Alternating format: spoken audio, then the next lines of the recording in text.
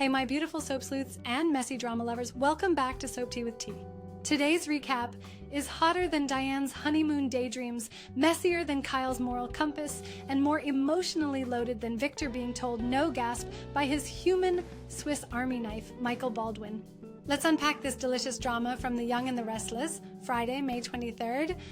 Buckle up, baby, because Genoa City is doing what it does best, serving betrayal, breakdowns, and baked goods. Let's go. Okay, over at the Abbott mansion, aka luxury Airbnb headquarters, Diane is giddy with travel brochures showing Jack all the honeymoon options. Baby, she was flipping through destinations like she was picking out curtains, and Jack, he just sat there cheesing like a golden retriever. Whatever makes you happy, babe, because your company's gonna be in Kyle's hands while you're gone. And speaking of Kyle walks into the office and finds a basket of sweets from Claire. Cute, right? He munches a cookie like it's the last bit of hope in his messy love life. Then, surprise, here comes Mama Diane, fresh from honeymoon Pinterest boards and ready to check on her grown man-child. They talk, they bond, but the conversation gets deep fast.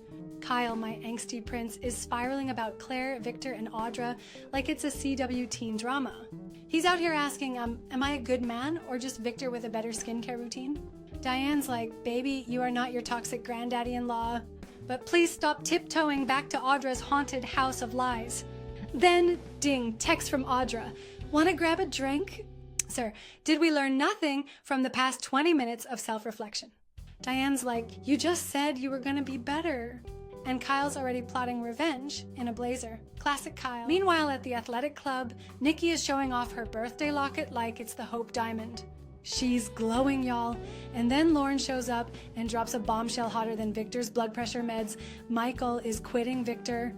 Nikki clutches her pearls and gasps like someone just canceled happy hour. Telling Lauren that her husband Michael dare not leave Victor to keep him in line, Lauren threw daggers with her eyes at her, and I don't blame her, the audacity of Nikki. Then Jack strolls in like the calm before a Newman storm. Everyone's hoping Victor takes it well, and then they all laugh. Because, baby, Victor Newman taking bad news well, that man once declared war because someone wore a jabot tie in his presence. Lauren, in peak fed-up queen fashion, says if Victor convinces Michael to stay, she'll kill him. Casual death threats at brunch, just Genoa City things. Oh boy, now Michael walks into the new ranch, aka Victor's villain lair, like he's walking into the lion's den with a martini in hand. Victor's already babbling about spies, Dumas, and chess metaphors. And Michael, he's pacing like a dad about to say, we need to talk. He finally breaks the news. He's out. Victor sips his water, yes, water, and says, I understand, for 5 seconds. Then he flips, I won't let you do it. Victor starts giving dictator realness, finger wagging like your angry uncle at Thanksgiving. Michael says he's tired of this endless war with Jack. Victor, of course, says that's ridiculous because nothing is ever Victor's fault. He says family doesn't abandon family, which is rich coming from the king of strategic ghosting. But Michael stands firm. He's done. Cue my standing ovation. He says, at least it's my mistake to make.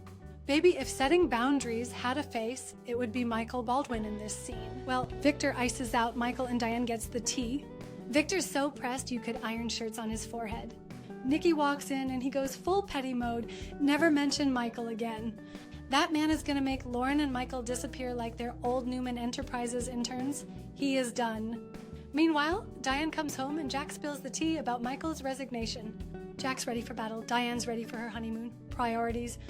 And finally, at the jazz lounge, because of course they unwind with martinis and Miles Davis, Michael tells Lauren it's official. He walked away, and she just beams, y'all. She's so proud of her man and promises to make sure he doesn't regret this.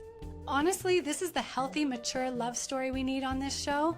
No secrets, no spying, no surprise babies, just two ride-or-die adults choosing peace over Victor's chaos. This episode had everything: existential crises, a cookie offering, moral gray zones, petty billionaires, and romantic jazz lounges. We saw Kyle wrestling with his inner demons, Diane doling out wisdom like a reformed villainous yogi, and Michael finally cutting the Newman cord like a boss. Victor is about to explode, y'all, and I cannot wait. Next week, I fully expect threats, tears, and at least one desk to get flipped. So tell me in the comments, is Kyle playing with fire again? Will Victor actually let Michael go, or are we getting a full-blown Newman tantrum? And who do you think is going to crack first? Don't forget to like, comment, and subscribe for more messy, sassy recaps straight from Genoa City. Until next time, stay shady and stay tuned, babes.